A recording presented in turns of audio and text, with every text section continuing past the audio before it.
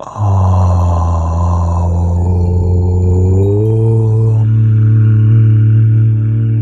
ഗും ഗുരുഭ്യോ നമഃ. ഏവർക്കും പ്രണാമം. നമുക്ക് ശ്രീ വാൽമീകി രാമായണത്തിലേക്ക് തന്നെ മടങ്ങാം. എടോ രാഷ്ട്രസാധമ, എൻ്റെ വംശത്തിൽ ഒരുവൻ ജനിക്കും. പുത്രന്മാരോടും സേനകളോടും അശ്വങ്ങളോടും സൂതനോടും കൂടിയ നിന്നെ യുദ്ധത്തിൽ അവൻ നിഗ്രഹിക്കും. നിന്റെ വംശനാശത്തിനു വേണ്ടിയാണ് എൻ്റെ കുലത്തിൽ ഒരുവൻ ജനിക്കുന്നത്. അനരണ്യൻ്റെ ഈ വാക്ക് ഇതാ സത്യമാവുകയായി. പണ്ട് വേദവതിയോടേറ്റ എന്നെ അവൾ ശപിച്ചു. ആ മഹാഭാഗയാണ് വിദേഹ. മഹാരാജപുത്രിയായി ജനിച്ച സീത, പാർവതീദേവി, നന്ദികേശ്വരൻ, രംഭ, വരുണകുമാരി ഇവരെല്ലാം പറഞ്ഞതും വന്നെത്തുകയായി. ഋഷിമാരുടെ വാക്കുകൾ ഒരിക്കലും നിഷ്ഫലമായി തീരുകയില്ല. ഈ സംഗതികളെല്ലാം മനസ്സിലാക്കിയ നിങ്ങൾ വേണ്ട പരിശ്രമങ്ങൾ ചെയ്യുവിൻ. രാജവീഥികളിലെ ഗൃഹങ്ങൾ, ഗോപുരാഗ്രങ്ങൾ എന്നിവയിൽ രാക്ഷസന്മാർ കാത്തു നിൽക്കട്ടെ. ദേവാസുരന്മാരുടെ ഗർവമെല്ലാം അടിയോടെ നശിപ്പിക്കുവാൻ ത്രാണിയുള്ള നിസ്തൂല ഗംഭീരനെ, ബ്രഹ്മശാപാക്രാന്തനായ കുംഭകർണനെ അതിവേഗത്തിൽ ഉണർത്തുവിൻ. രാവണന്റെ ഹൃദയത്തിൽ ശ്രീരാമനാൽ താൻ പരാജിതനായ രംഗം വീണ്ടും തെളിഞ്ഞു. പ്രഹസ്തന്റെ വധം ദുഃഖത്തോടെ ഓർത്തു. ഉഗ്രബലവാന്മാരായ രാക്ഷസന്മാരോട് കൈകസീതനയൻ തുടർന്നു. എല്ലാ ദ്വാരങ്ങളും കാത്തുരക്ഷിക്കുവിൻ. മതിലിൽ കയറി ശത്രുക്കളുടെ ഗതി മനസ്സിലാക്കുവിൻ. സുഖസുഷുപ്തിയിൽ കിടക്കുന്ന കുംഭകർണനെ അതിവേഗം ഉണർത്തുവിൻ. കാലക്കേടാൽ ബുദ്ധി മരവിച്ച് യാതൊരു ചിന്തയും കൂടാതെ ഉറങ്ങുകയാണവൻ. 7, 8, 9, 10 മാസങ്ങൾ തന്നെ ഒറ്റ കിടപ്പിൽ ആ രാക്ഷസവരൻ ഉറങ്ങിയേക്കും. രാജസദസ്സുകൂടി മന്ത്രാലോചന കഴിഞ്ഞതിൻ്റെ 9-ാം ദിവസം തുടങ്ങിയതാണ് അവൻ്റെ നിദ്ര. അതുല്യ ബലവാനായ കുംഭകർണനെ പെട്ടെന്ന് ഉണർത്തുവിൻ. മഹാബാഹുവായ ആ അസുര പ്രമുഖൻ യുദ്ധത്തിൽ സർവ്വവാനരന്മാരെയും രാജകുമാരന്മാരെയും നിഗ്രഹിക്കും. സംശയിക്കേണ്ട. പോരിൽ ആർക്കും നേരിട്ടു നിൽക്കുവാൻ കഴിയാത്തവനും അരക്കന്മാരിൽ അദ്വിതീയനുമായ കുംഭകർണൻ, ഗ്രാമ്യ സുഖങ്ങളിൽ അതിപ്രിയം എഴുന്ന മൂഢൻ, സദാ സുഷുപ്തിയാണ്. അവൻ നിദ്രാവശകൻ ആയിരുന്നില്ലെങ്കിൽ എനിക്ക് ഈ സങ്കടം, കടുത്ത അടരിൽ രാമൻ തോൽപ്പിച്ച ദുഃഖം ഏൽക്കേണ്ടി വരുമായിരുന്നില്ല. ഇത്തരത്തിൽ വന്നു ചേർന്ന കഠിനമായ ആപത്തിൽ സഹായിക്കാൻ കഴിയാത്ത അവൻ ദേവേന്ദ്ര തുല്യനാണെങ്കിലും എനിക്കെന്തിന്? തമ്പുരാൻ്റെ ഹൃദയം ചുട്ട വാക്കുകൾ കേട്ട രാക്ഷസവൃന്ദം വല്ലാതെ പരിഭ്രമിച്ചു. എല്ലാവരും കൂടി കുംഭകർണ ഗൃഹത്തിലേക്ക് കൂടി. എന്നാൽ രാവണ നിർദ്ദേശമനുസരിച്ച് അനേക വിധത്തിലുള്ള മാംസങ്ങൾ, രക്തങ്ങൾ, സുഗന്ധമാലകൾ, ഭക്ഷണവസ്തുക്കൾ എന്നിവയും എടുത്താണ് അവർ പോയത്. കുംഭകർണൻ കിടക്കുന്ന ഗുഹയ്ക്ക് 1 യോജന നീളമുണ്ട്. അസാധാരണ വലിപ്പമുള്ളതാണ് വാതിൽ. സുഗന്ധ കുസുമങ്ങളിൽ തട്ടിവരുന്ന മന്ദമാരുതൻ തൂമണം വിതറുന്ന ഗുഹയിലേക്ക് രാക്ഷസപ്പട കടന്നു.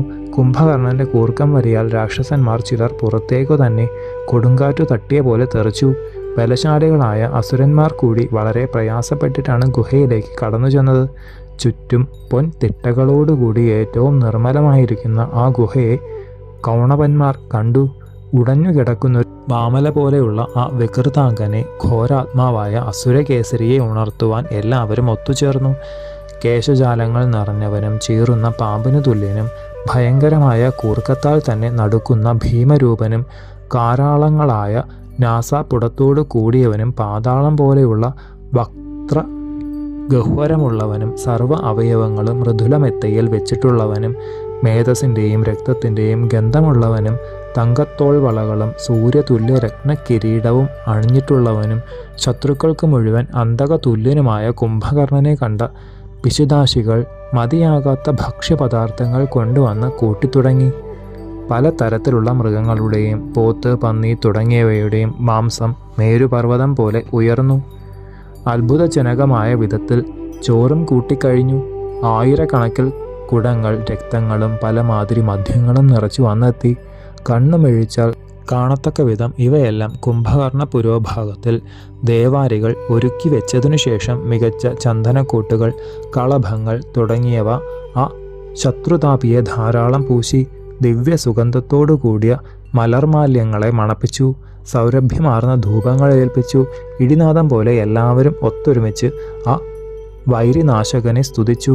കാർമേഘമാലകളുടെ കനത്ത ശബ്ദം പോലെ വീണ്ടും വീണ്ടും വിളിച്ചു. പൂർണ്ണചന്ദ്രപ്രകാശമുള്ള ശംഖുകൾ കർണസമീപത്തിൽ നിന്ന് ഉച്ചത്തിലൂതി. എല്ലാവരും ഒന്നിച്ച് കൂടി നിന്ന് ദ്വേഷത്തോടെ കൂക്കി ആർപ്പിട്ടു, അലറി, കൈകൊട്ടി. നക്തഞ്ചരന്മാർ എല്ലാവരും കുലുക്കി. ഉച്ചത്തിലുള്ള കോശങ്ങൾ തുരുതുരെ ഉണ്ടാക്കി. ഭേരി, പണവം തുടങ്ങിയവയുടെ ഗംഭീരനാദം, ശംഖ്, കൈകൊട്ടൽ, ഗർജനം എന്നിവയോടുകൂടി ഉയർന്നു. ആകാശത്തിൽ സ്വച്ഛന്തം വിഹരിക്കുന്ന പക്ഷികൾ കൂടി നിലം പതിച്ചു തുടങ്ങി. എന്നിട്ടും കുംഭകർണൻ ഉണരുന്നില്ല. നിശബ്ദമായൊരു അന്തരീക്ഷം മാത്രമാണ് രാവണാനുജന് അവയെല്ലാം. ആശുരേന്ദ്രന്മാർ ആലോചിച്ചു, ഇനി എന്തു ചെയ്യണം? അവരെല്ലാം ഗദ, മുസുണ്ടി, മുസലം തുടങ്ങിയ ആയുധങ്ങൾ എടുത്തു. ഉലയ്ക്കകൾ, ശൈലാഗ്രങ്ങൾ, ഗദകൾ, മരങ്ങൾ, കൈത്തലങ്ങൾ, മുഷ്ടികൾ, മുൾത്തടികൾ എന്നിവയെ കൊണ്ട് അത്യുഗ്രമായി തന്നെ കുംഭകർണന്റെ ദേഹത്തിൽ അടിച്ചു. നിശാചരേന്ദ്രന്റെ സുഷുപ്തിയിലുള്ള ശ്വാസോച്ഛ്വാസം തട്ടിയപ്പോൾ ശക്തന്മാർ അശക്തന്മാരെ പോലെ നിൽപ്പുറയ്ക്കാതെ ആടിത്തുടങ്ങുകയാണുണ്ടായത്. മഹാവിക്രമികളായ അരക്കന്മാർ അരയും തലയും മുറുക്കി പെരുമ്പറ, മൃദംഗം, പണവം, ശംഖ്, കുംഭം തുടങ്ങിയവയെ 10,000 രാക്ഷസന്മാർ അത്യുച്ചത്തിൽ ഒപ്പം മുഴക്കി. അഞ്ജന പർവ്വതം പോലെ കിടക്കുന്ന അസുരവരനെ എല്ലാവരും ഒന്നിച്ച് ആർപ്പു വിളിച്ചും ആയുധങ്ങളെ കൊണ്ട് അടിച്ചും ഉണർത്തുവാൻ ശ്രമിച്ചുവെങ്കിലും സുഖമായി ഉറങ്ങുന്ന കുംഭകർണൻ ഇവ യാതൊന്നും അറിഞ്ഞതേയില്ല. ഇതുകൊണ്ടൊന്നും ഫലം സിദ്ധിക്കാത്ത അസുരഭടന്മാർ ഘോരയജ്ഞം തന്നെ വേണമെന്ന് നിശ്ചയിച്ചു. പിശാചുക്കളെ പോലെയുള്ള കഴുതകൾ, ലക്ഷണമൊത്ത കുതിരകൾ, ഒട്ടകങ്ങൾ, മഥയാനകൾ എന്നിവയെ കൊണ്ടുവന്ന് വടിയ, ചമ്മട്ടി, തോട്ടി ഇവ ഉപയോഗിച്ച് ശബ്ദമുണ്ടാക്കി. മൃദംഗം, ശംഖ്, ഭേരി എന്നിവയെ കെൽപ്പുകളെല്ലാം ഉപയോഗിച്ച് മുഴക്കി. ശക്തിയെല്ലാം ഉപയോഗിച്ച് വൻവൃക്ഷങ്ങളാൽ, മുസലങ്ങളാൽ, മുൾത്തടികളാൽ കുംഭകർണ അവയവങ്ങളിൽ കഠിനമായി താടിച്ചു. അപ്പോൾ ഉണ്ടായ ശബ്ദകോലാഹലം ലങ്കയിലെ അരണ്യാന്ത ഭാഗങ്ങൾ അടക്കം മുഴങ്ങി. ആ ഭാഗമാകെ ചലിച്ചതുപോലെ തോന്നി. പക്ഷേ കുംഭകർണന് യാതൊരു മാറ്റവും ഉറക്കത്തിന് വന്നില്ല. 1000 പെരുമ്പറകൾ ഉരുക്കുകോൽ കൊണ്ട് ഒപ്പം ശബ്ദിപ്പിച്ചു. ഗാഠനിദ്രയിൽ കിടക്കുന്ന അസുരവരന് അതും നിസാരം. ബ്രഹ്മശാപത്തിന് അടിമപ്പെട്ട അവന് നിദ്രാഭംഗം വരുത്തുവാൻ ഇവയ്ക്കൊന്നും കഴിഞ്ഞില്ല.